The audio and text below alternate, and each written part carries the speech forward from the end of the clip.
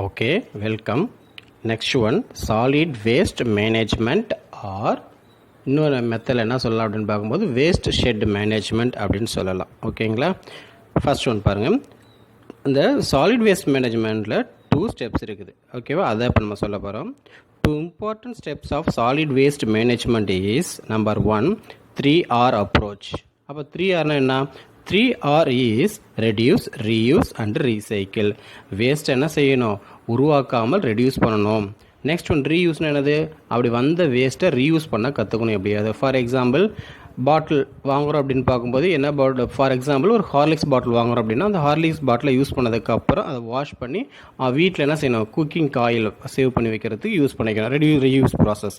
Recycle process. Waste என்ன செய்யணும் அப்படின்னா ரீசைக்கிள் பண்ணணும். ஃபார் எக்ஸாம்பிள் பேப்பர் இருக்குன்னு வச்சுக்கோங்களேன்.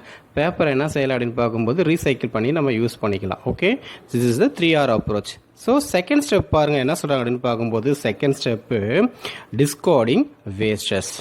வேஸ்ட் என்ன செய்கிறாங்க அப்படின்னா டிஸ்கார்ட் பண்ணுறாங்க. ஓகேங்களா? That's all 2 steps present in the என்னது சாலிட் வேஸ்ட் மேனேஜ்மெண்ட். ஓகே, இதில் வந்து பார்த்திங்க அப்படின்னா டிஸ்கார்டிங் வேஸ்ட் தான் நம்மளுடைய சிலபஸ். நமக்கு அதில் இருந்தால் கொஷின்ஸ் அடிக்கடி கேட்டுட்டு இருக்கிறாங்க. ஸோ அதை மட்டும் நம்ம பார்க்கலாம்.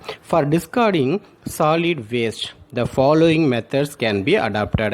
ஸோ என்ன பண்ணுறாங்க அப்படின்னா ஒரு 3 மெத்தட்ஸை என்ன செய்கிறாங்கன்னா அடாப்ட் பண்ணுறாங்க. என்னென்ன மெத்தடுன்னு பார்க்கும்போது நம்பர் 1 சானிட்டரி லேண்ட்ஃபில். இந்த ஸ்லைடில் இருக்குது. அடுத்த ஸ்லைடில் இருக்கும் இன்னொரு செகண்ட் ஸ்டெப் என்ன இருக்குன்னா இன்சினரேஷன். தேர்ட் மெத்தட் என்னன்னு பார்க்கும்போது கம்போஸ்டிங். ஓகேங்களா? இந்த 3 மெத்தடில் தான் பார்த்தீங்க அப்படின்னா வேஸ்ட்டை டிஸ்கார்ட் பண்ணுறாங்க, சாலிட் வேஸ்ட்டை. ஓகேங்களா? அதில் first one sanitary landfill. So landfillனா என்னன்னு நம்ம பார்க்க போகிறோம். இன் sanitary landfill garbage is spread out in thin layers, compacted and covered with clay or plastic foam. அதாவது என்ன சொல்கிறாங்க அப்படின்னா கார்பேஜ்னா வேஸ்ட்டு. அந்த வேஸ்ட்டை என்ன செய்கிறாங்க அப்படின்னா ஒரு லோ லையிங் ஏரியா, அதாவது பள்ளமான ஏரியாவில் போட்டு நம்ம என்ன செய்யணும்? ஒரு தின் லேயராக கன்வெர்ட் பண்ணணும். ஸோ அது மேலே என்னத்தை அப்ளை பண்ணணும்? அதுக்கப்புறம் கிளேவை அப்ளை பண்ணணும். அதுக்கப்புறம் என்னத்தை அப்ளை பண்ணணும்னு பார்க்கும்போது கார்பேஜ். இது மாதிரி அல்டர்னேட்டிவ் மெத்தடில் குப்பையையும் கிளே ஆர் ஃபோமை நம்ம என்ன செய்யணும்னு பார்க்கும்போது அல்டர்னேட்டிவாக நம்ம என்ன செய்கிறோம்? 1 by 1 அது மேலே டம்ப் பண்ணி வைக்கிறோம். ஆஃப்டர் 2 or 3 years, ஒரு 2 to 3 yearsக்கு அப்புறம் பார்த்தீங்க அப்படின்னா என்ன நடக்குது அப்படின்னு பார்க்கும்போது இந்த solid waste volume shrinks by 25 to 30%. அதோடைய அளவு என்னவாகுது அப்படின்னு பார்க்கும்போது 25லேருந்து 35% குறையுது. அப்போ என்னவாயிருக்குன்னு அப்படின்னு பார்க்கும்போது ரொம்ப கம்ப்ரஸ் ஆகிருக்கு, டைட்டாக கம்ப்ரஸ் ஆகிருக்குன்னு அர்த்தம். And the land is used for park. அந்த லேண்ட் என்ன யூஸ் பண்ணிக்கலாம்? பார்க்காக யூஸ் பண்ணிக்கலாம், ரோட்ஸாக யூஸ் பண்ணிக்கலாம். அடுத்து என்ன யூஸ் பண்ணலாம்? ஸ்மால் பில்டிங்ஸ் கட்டுறதுக்கு யூஸ் பண்ணிக்கலாம். அப்புறம் வேறு என்னென்ன சார் யூஸ் பண்ணிக்கலாம்? சைக்கிள் ஸ்டாண்டை யூஸ் பண்ணிக்கலாம், கார் ஸ்டாண்டாக யூஸ் பண்ணிக்கலாம், பிளே கிரவுண்டாக யூஸ் பண்ணிக்கலாம். It is the most common and cheapest method of waste disposal method. ரொம்ப சீப்பான ஒரு மெத்தட் எதுனா இதுதான், குப்பையை வந்து டிஸ்போஸ் பண்ணுறதுக்கு, அதுவும் சாலிட் வேஸ்ட்டை. இந்த modern landfills the bottom is covered with and impermeable linear, usually several layers of clay, thick plastic and sand. பார்த்திங்க அப்படின்னா மண், குப்பை, அதுக்கு மேலே களிமண், அதுக்கு மேலே ஏதாவது பிளாஸ்டிக் ஃபோமு, அப்படிலாம் சேண்ட் ஏதாவது மாற்றி அல்டர்னேட்டிவ் என்ன செய்யலாம் அப்படின்னா ஃபில் பண்ணி அமுக்கி வச்சோம் அப்படின்னா 2 to 3 yearsக்கு அப்புறம் குறைஞ்சிரும். சரிங்களா? அளவு குறைஞ்சி அதை நம்ம என்ன செய்யலாம்? யூஸ்ஃபுல் பர்பஸ்க்கு யூஸ் பண்ணிக்கலாம். தென் next one, methane produced by anaerobic decomposition is collected and burned to produce electricity or heat. அப்போ என்ன செய்கிறாங்க? அந்த டம்ப் ஆகும்போது அந்த குப்பை வந்து கம்ப்ரஸ் ஆகும்போது அதுலேருந்து மீத்தேன் கேஸ் வருது. அந்த மீத்தேன் கேஸை எலக்ட்ரிசிட்டிக்கோ இல்லை ஹீட்டுக்கோ யூஸ் பண்ணிக்கலாம்னு சொல்கிறாங்க. இதோடைய advantages: it is simple and economical. ரொம்ப சிம்பிளான மெத்தட், காசு செலவில்லாத ஒரு method. Segregation is not required. இதை வந்து குப்பையை வந்து பிரிக்கணுங்கிற அவசியமே இல்லை. இது மக்கும் குப்பை, இது மக்காத குப்பை இல்லை. எல்லா குப்பையும் ஒன்றா போட்டு நம்ம என்ன செய்யலாம்னு பார்க்கும்போது டம்ப் பண்ணி வைக்கலாம். Next one, landfilled areas can be used for other purposes. இது நிறைய பர்பஸ்க்கு யூஸ் பண்ணிக்கலாம், நம்மளுடைய சொல்லிட்டேன் இதுக்குன்ட்டு. Next one, natural resources are returned to the soil and recycled. ஓகேங்களா? சாயில் வந்து பார்த்தீங்க அப்படின்னா அந்த நேச்சுரல் ரிசோர்ஸஸ், அதாவது நியூட்ரியன்ஸ்லாம் திருப்பி கிடச்சிருச்சு அப்படின்னு சொல்கிறாங்க. This is the advantages. Next one, disadvantages. A large area is required. ரொம்ப பெரிய நிறைய ஏக்கர் கணக்கில் இடம் தேவைப்படுகிறது. Okay, the next one, since land is available away from the டவுனை விட்டு வெளியில் இருந்தால் தான் இந்த குப்பையெல்லாம் போய் டம்ப் பண்ண முடியும், நோய் வராமல் இருக்கும். Next one, transport cost is high. அதாவது இங்கே குப்பையை வந்து ஒரு இடத்துலேருந்து ஒரு இடத்துக்கு கொண்டு போனால் கண்டிப்பாக டிரான்ஸ்போர்ட்டேஷன் வேணும், அப்போ அது ஹையாக இருக்குது. அடுத்து பேட் ஓடர், பேட் ஸ்மெல் வர ஆரம்பிச்சிடும். If land fill are not properly packed, அந்த லேண்ட் ஃபில்லை ப்ராப்பராக பேக் பண்ணலன்னா ஸ்மெல் வர ஆரம்பிச்சிடும். இது cause fire hazards due to the formation of methane in wet weather. பார்த்திங்க அப்படின்னா மீத்தேன் கேஸ் குப்பையில் ஆட்டோமேட்டிக்காக என்ன செய்யும், ஃபார்ம் ஆகும்போது அது என்ன தெரியுமா, ஃபயர் கேட்ச் பண்ணிவிட்டு அப்போ ஹசார்ட் வர ஆரம்பிச்சிடும். These are the disadvantages of என்னது sanitary landfill. Thank you. Okay, welcome. Next one, incineration. First ஒரு ப்ராசஸ் ஸ்டெப் டிஸ்கார்டிங் மெத்தட் பார்த்தோம், சானிட்டரி லேண்ட்ஃபில். செகண்ட் ஒன் பார்த்திங்க அப்படின்னா இன்சினரேஷன். இன்சினரேஷன்னா ஒன்றும் இல்லை, ரொம்ப சிம்பிள். குப்பையை எல்லாத்தையும் என்ன செய்வாங்க அப்படின்னா ஒரு பெரிய லாங் டவரில் கொண்டு போய் எரியிற குப்பையை மட்டும், கம்பஸ்டபிள் மெட்டீரியல்ஸை மட்டும் எடுத்துக்கொண்டு உள்ளே போய்ட்டு டம்ப் பண்ணி அதை என்ன செய்வாங்க அப்படின்னு பார்க்கும்போது எலக்ட்ரிக் ஷாக்கோ இல்லை வேறு ஏதாவது ப்ராசஸ் யூஸ் பண்ணியோ கம்ப்ளீட்டாக பர்ன் பண்ணுற அந்த ப்ராசஸ்க்கு பேர் தான் இன்சினரேஷன். அதுக்கு யூஸ் பண்ணக்கூடிய அந்த டவருக்கு பேர் இன்சினரேட்டர் அப்படின்னு நம்ம பார்க்க போகிறோம். ஓகேங்களா, இப்போ ரொம்ப சிம்பிளாக சொல்ல போனால் இது குப்பையை எரிக்கிற ஒரு மெத்தட். ஓகேங்களா, சாலிட் வேஸ்ட்டு தான், குப்பைனா சாலிட் வேஸ்ட்டு நான் சொல்கிறேன். ஓகே, பாருங்கள், it is hygienic way of disposing solid waste. Solid வேஸ்ட்டை டிஸ்போஸ் பண்ணுறதுக்கு ரொம்ப ஹைஜீனிக்கான ஒரு வே என்னென்னா incineration method.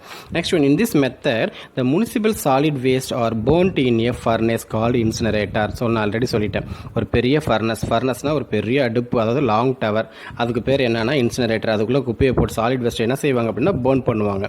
The next one, the left off ashes and clinkers, அதாவது குப்பைலாம் எரிஞ்சதுக்கு அப்புறம் பேலன்ஸ் இருக்கக்கூடிய சாம்பல், இருக்கக்கூடிய சின்ன குட்டி குட்டியாக இருக்கக்கூடிய கரிப்பொருள் from the incinerators may be accounted for only about என்னது 10 to 20% தான். அப்போ குப்பை வந்து 1000 கிலோ கொட்டணும் அப்படின்னா எனக்கு கிடைக்கிறது எவ்வளோ வேஸ்ட்டாக கிடைக்குன்னு பார்த்தீங்கன்னா ஒன்லி 10 அப்படின்னு பார்க்கும்போது 10 kgs. அப்போ 1000 கிலோவுக்கு ஒரு 100 கிலோ தான் குப்பை வேஸ்ட்டாக நமக்கு சாம்பலாக கிடைக்குது. அப்போ 1000 கிலோ கம்பேர் பண்ணும்போது 100 கிலோ ரொம்ப கம்மி. ஸோ நம்ம இன்சினரேஷன் மெத்தடை யூஸ் பண்ணுறோம், which needs further disposal rather by sanitary landfill or by some other means. அப்போ இந்த சாம்பலையோ இந்த அடுப்பில் அந்த இன்சினரேட்டரில் இருக்கக்கூடிய வேஸ்ட் சாலிடையோ நம்ம என்ன செய்யணும், திருப்பி என்ன செய்கிறாங்க, டிஸ்போஸ் பண்ணுறதுக்கு இன்னொரு ப்ராசஸ் தேவை, சானிட்டரி லேண்ட்ஃபில் திருப்பி யூஸ் பண்ணலாம்.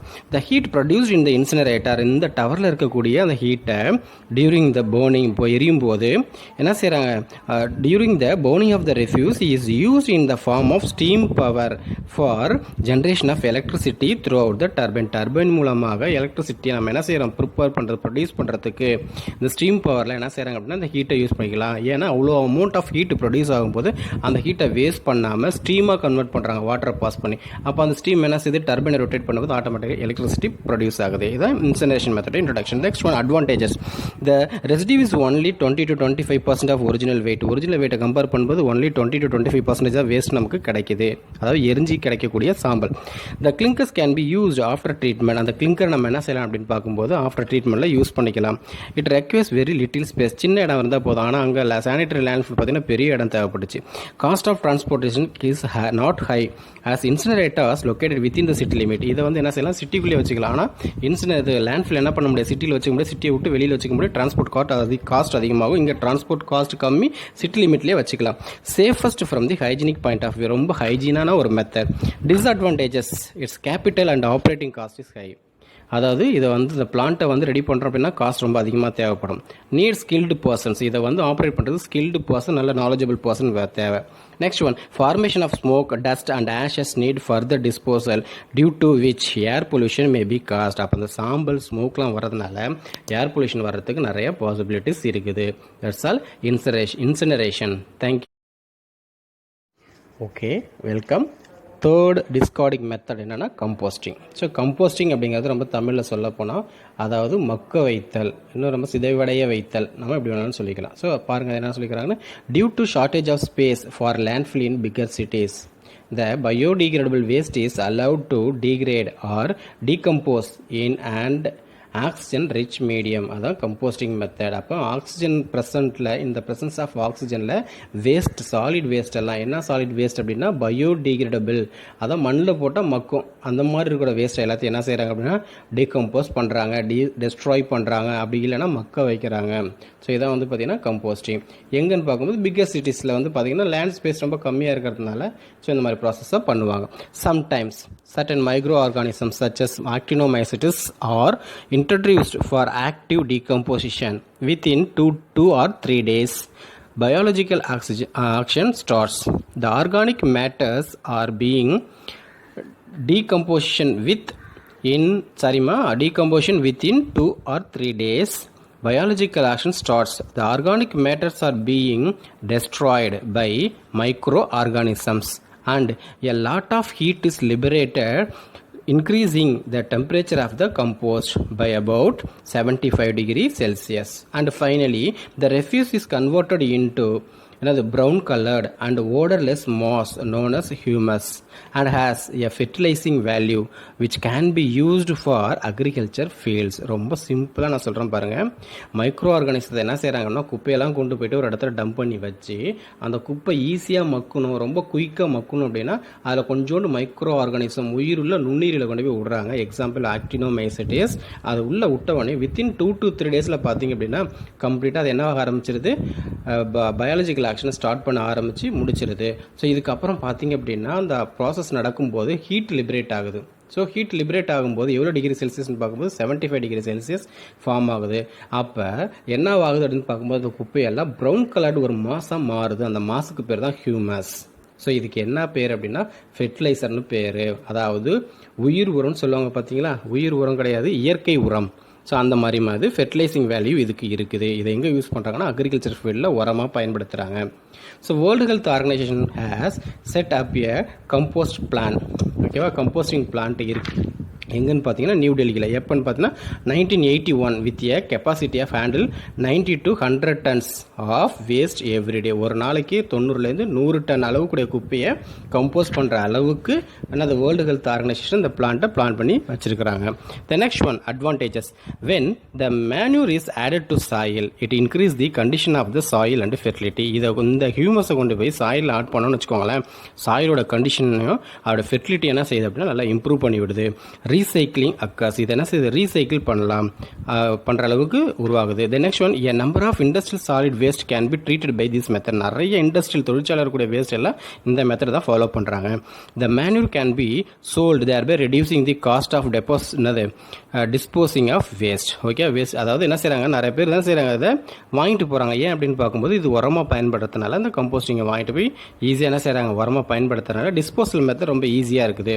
இதோட டிஸ்அட்வான்டேஜஸ் என்ன அப்படின்னு பார்க்கும்போது the non-biodegradable waste has to be disposed separately. இதில் மட்டும் என்ன பண்ண முடியாது அப்படின்னா நான் பயோடிகிரேடபிள் ஒன்றுமே பண்ண முடியாது.